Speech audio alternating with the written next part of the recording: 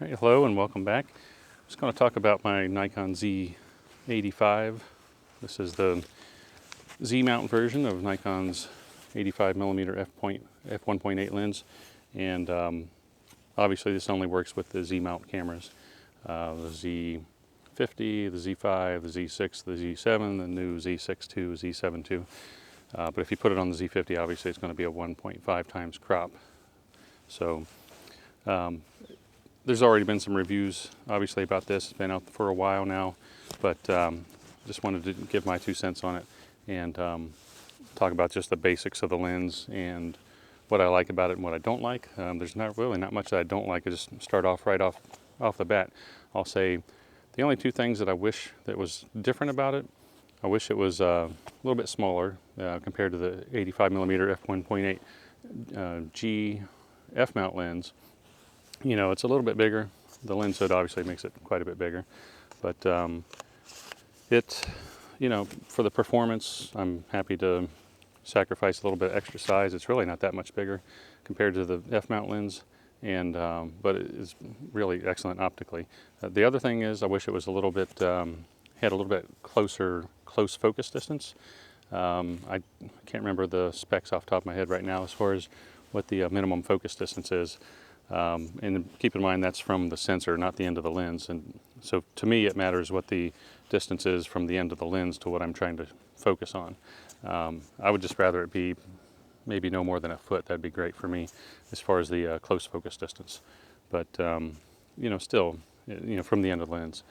But it's not bad at all for what it is as far as the close focus distance. It may not matter to you. You may be shooting things that are a little further away anyway. Because I tend not to use these lenses for portrait photography, oddly enough. I use it for nature, just miscellaneous stuff like that. Just go over the positives of it really quick.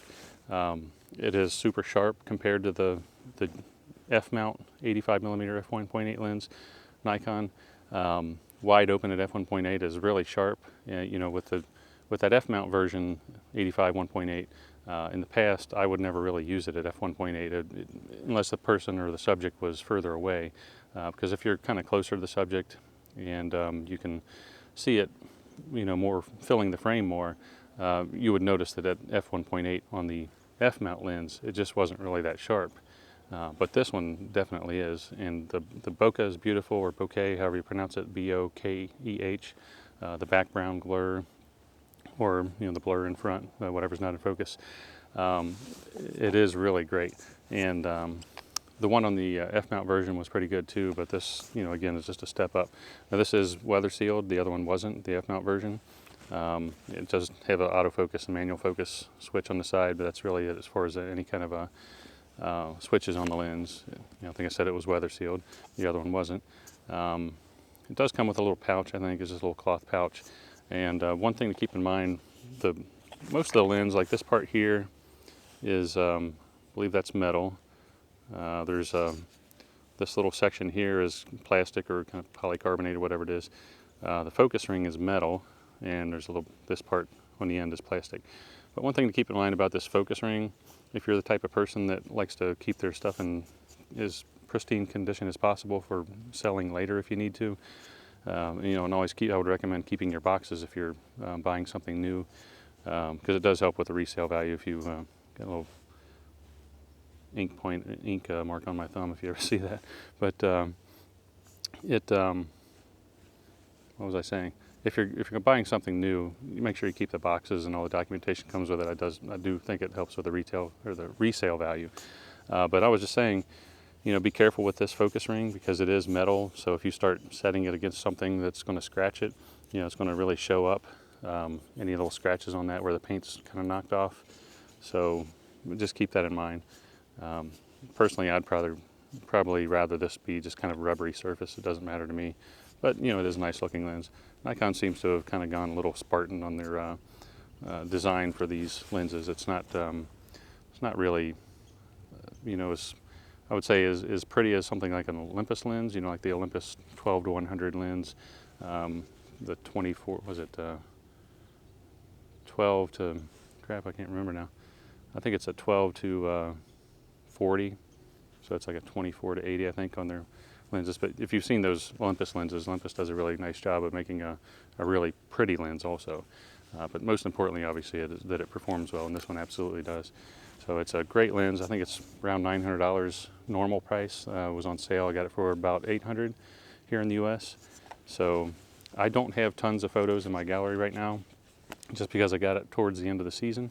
And there's really, as you can see behind me, there's really not a whole lot to shoot right now.